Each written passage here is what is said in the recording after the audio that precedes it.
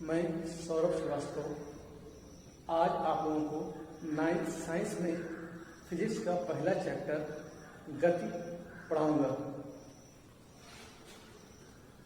गति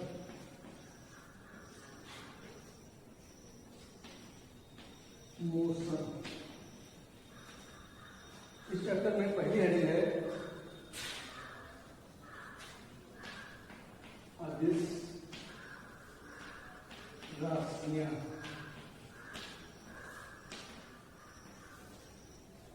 scalar quantities, वे भौतिक राशियां जिनको व्यक्त करने के लिए हमें केवल परिमाण की आवश्यकता होती है, अदिश राशियां या स्केलर क्वांटिटीज कहलाती हैं। इनका उदाहरण है दूरी, समय, चाल, आयतन, दाब आदि। दूरी, समय, चाल, आयतन, दाब आदि। ठीक है, इसका अर्थ हुआ इन राशियों को व्यक्त करने के लिए केवल हमें परिमाण की आवश्यकता होती है, दिशा की नहीं। जैसे कहा जाए कि आपको 2 किलोमीटर जाना है, दिशा न बताई जाए, ठीक है, तो ये क्या हुआ, दूरी होगी। नेक्स्ट हेडिंग है सदिश राशियां।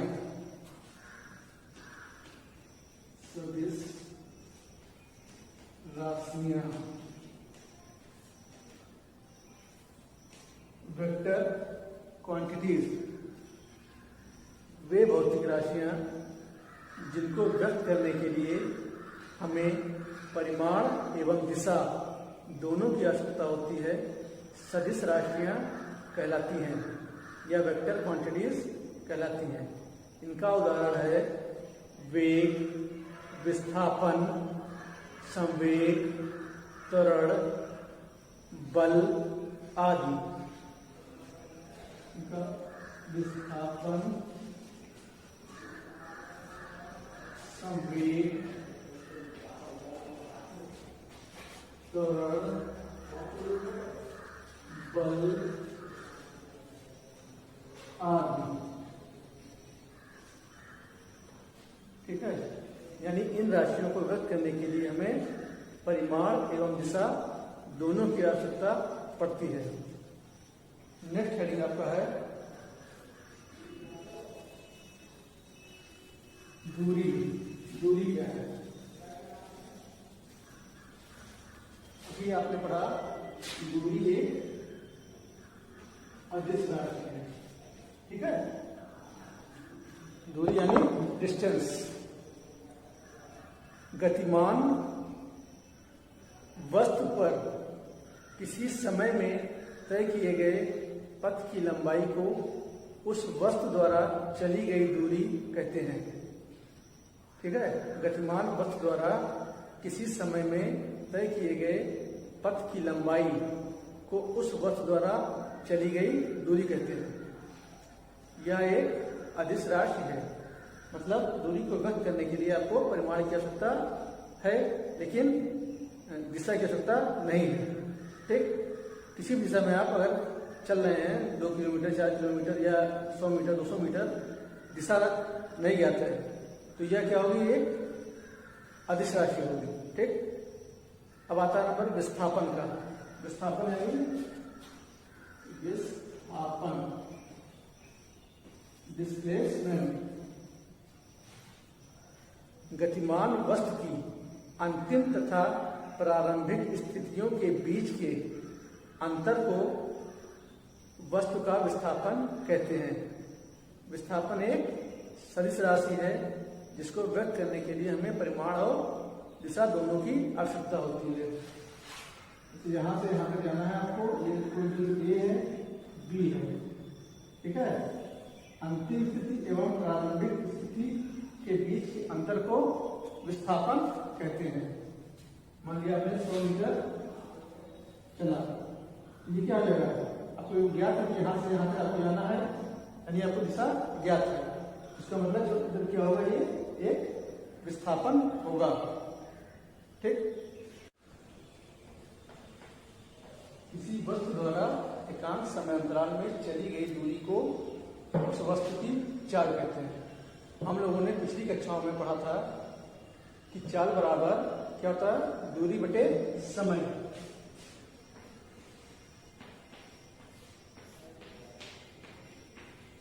तो चाल का मात्रक क्या होगा, दूरी का मात्रक हम जानते हैं मीटर, यानी दूरी को हम मीटर में मापते हैं, समय को सेकंड में।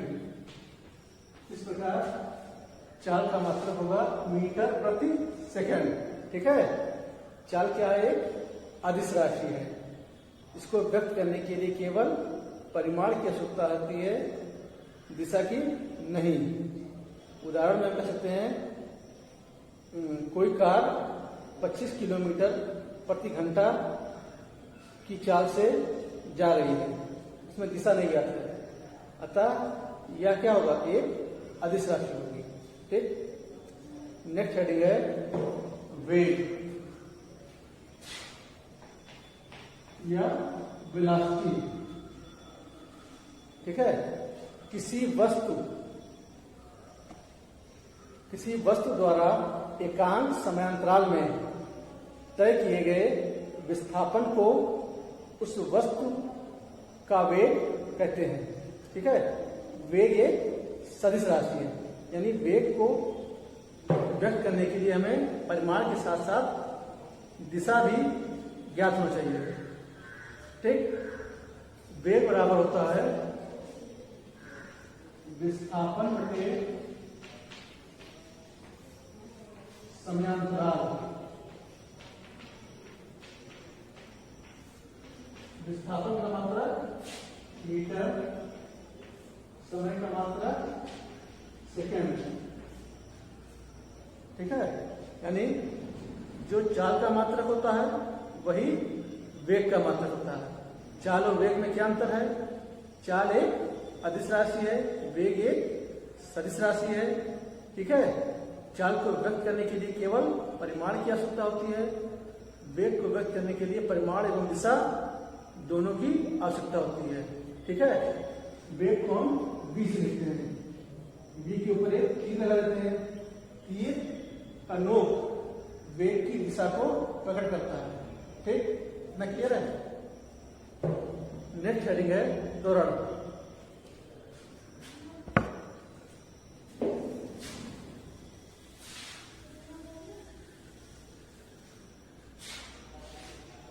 त्वरण या एक्सीलरेशन। यदि किसी गतिमान वस्तु के वेग में परिवर्तन हो रहा है तब उसकी गति त्वरित गति कहलाती है। उदाहरण ले लीजिए आप, कोई मोटरसाइकिल वाला किसी क्षण 10 की स्पीड से चल रहा है, कुछ समय बाद उसकी स्पीड 20 हो जाती है, 30 हो जाती है, 40 हो जाती है, 50 हो जाती है, फिर उससे कम होकर 40 हो जाती है, 35 हो जाती है। यानी इसका अर्थ हुआ कि उसकी स्पीड घट बढ़ रही है, यानी वो त्वरित गति से चल रहा है। ठीक है, वेग में यह परिवर्तन वेग के परिमाण में हो या उसकी दिशा में हो, ठीक है, त्वरण कहलाता है। किसी वस्तु के वेग परिवर्तन की समय दर को उस वस्तु का त्वरण कहते हैं, यानी वेग परिवर्तन की समय दर को उस वस्तु का त्वरण कहते हैं। इसे ए से व्यक्त करते हैं। दूसरे शब्दों में, एकांक समयांतराल में वस्तु के वेग में जितना परिवर्तन होता है उसे त्वरण कहते हैं।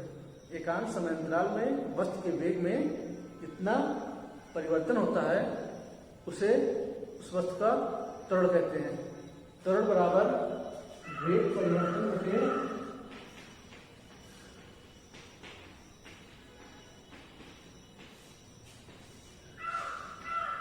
समयांतराल। वेग का मात्रक हम जानते हैं मीटर प्रति सेकंड, ठीक है, और समय का मात्रक सेकंड। तो ये हो जाएगा मीटर बटे सेकंड का स्क्वायर, अर्थात लिखेंगे मीटर प्रति सेकंड स्क्वायर, यानी त्वरण का मात्रक होगा मीटर प्रति सेकंड स्क्वायर। त्वरण क्या है? एक सदिश राशि है। अब हम लोग गति के समीकरण के विषय में पढ़ेंगे। गति के 3 समीकरण हैं, पिछली कक्षाओं में भी हम लोगों ने पढ़ा होगा। पहला समीकरण है v बराबर u प्लस at, दूसरा है s बराबर ut plus half at square, तीसरा है v स्क्वायर बराबर u स्क्वायर प्लस 2as। ठीक, ये तीनों गति के समीकरण हैं। यदि कोई वस्तु एक समतल में गति कर रही है तो ये तीनों समीकरण यूज होंगे। यहाँ v क्या है? अंतिम वेग है, v है अंतिम वेग, u है आपका प्रारंभिक वेग। ठीक, t है समय, a है त्वरण, s है दूरी। ठीक है, ये तीनों क्या है? गति के समीकरण। जहां पर v है अंतिम वेग, u है प्रारंभिक वेग, t है समय, a है त्वरण, s है दूरी। यदि कोई वस्तु एक समतल में एक समान त्वरण से गति कर रही है, ठीक है, तो इस तरह के न्यूमेरिकल लगाने के लिए हम इन तीनों समीकरणों का प्रयोग करेंगे। अब एक चीज और ध्यान रखना है, यदि समतल में गति कर रही है तो हम त्वरण ए लिखेंगे। यदि कोई वस्तु ऊपर से नीचे छोड़ी जा रही है या नीचे से ऊपर फेंकी जा रही है तो त्वरण ए की जगह पर हम लोग गुरुत्वीय त्वरण जी का प्रयोग करेंगे। ठीक है, देखिए, यदि कोई वस्तु ऊपर से नीचे की ओर फेंकी जा रही है या छोड़ी जा रही है, एक ही यहां पर हो जाएगा जी। तीनों समीकरण बदल जाएंगे। v बराबर u plus g t, s बराबर u t plus half g t square, v square बराबर u square plus 2g h। ठीक है, ये कब होगा ये समीकरण? जब कोई वस्तु ऊपर से नीचे की ओर छोड़ी जाएगी। इसके विपरीत यदि किसी वस्तु को नीचे से ऊपर की ओर फेंका जाएगा तो क्या होगा? जब कोई वस्तु नीचे से ऊपर की ओर फेंकी जाएगी तो वो गुरुत्वीय त्वरण के विपरीत दिशा में गति करेगी। गुरुत्वीय त्वरण क्या लगता है? नीचे क्यों लगता है, और वस्तु नीचे से ऊपर फेंकी जा रही है, यानी गुरुत्वीय त्वरण के विपरीत दिशा में फेंकी जा रही है। तो यहाँ पर समीकरण में क्या हो जाएगा? v बराबर u माइनस जी टी। पहला समीकरण हो जाएगा v बराबर u minus G T, s बराबर u T minus half g t square, v square बराबर u square minus 2g h। ग्राफीय विधि द्वारा गति के समीकरण का निगमन पढ़ेंगे। हम लोगों ने पढ़ा गति के 3 समीकरण होते हैं। v बराबर u plus a t, s बराबर u t plus half a t square, v square बराबर u स्क्वायर प्लस 2as। ठीक है, अब हम लोग गति के पहले समीकरण यानी v बराबर u प्लस ए टी का ग्राफीय विधि से निगमन पढ़ेंगे। v बराबर u प्लस ए टी का निगमन।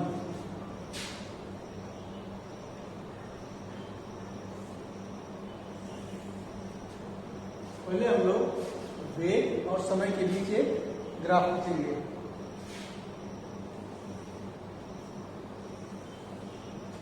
एक्स अक्ष पर समय लेते हैं और वाई अक्ष पर वेग।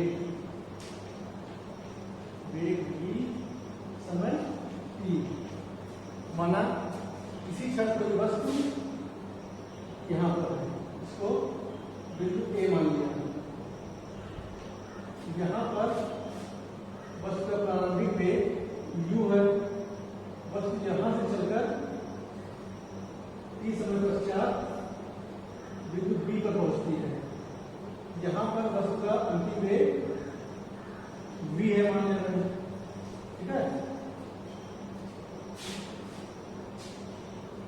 इससे इसको मिला दे रहे हैं और यहाँ से यहाँ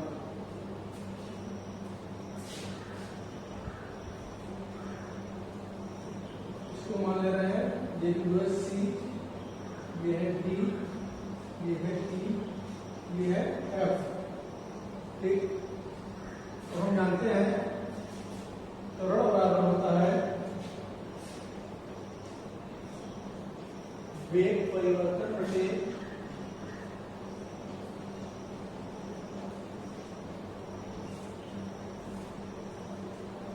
समयांतराल, ठीक है। देखिए यहाँ B पर वस्तु यहाँ होती है, उसका वेग v है, यानी लिख सकते हैं b d, एक यहाँ से यहाँ तक की दूरी। अंतिम वेग हो गया, प्रारंभिक वेग u है, bd माइनस ae या cd,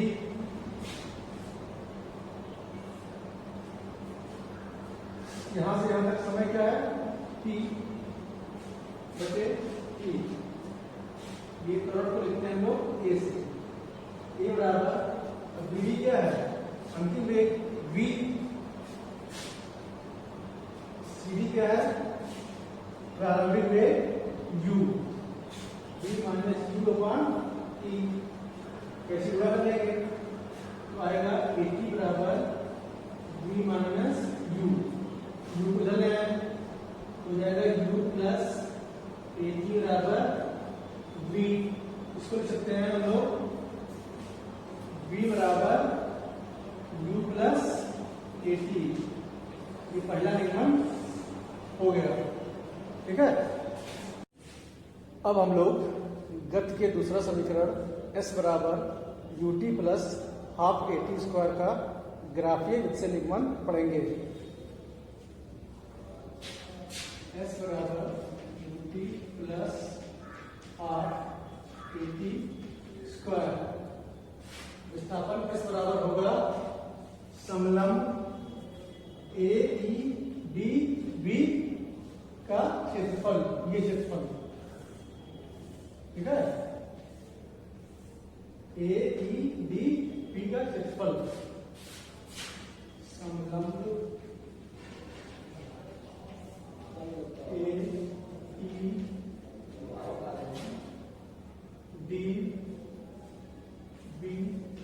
का क्षेत्रफल।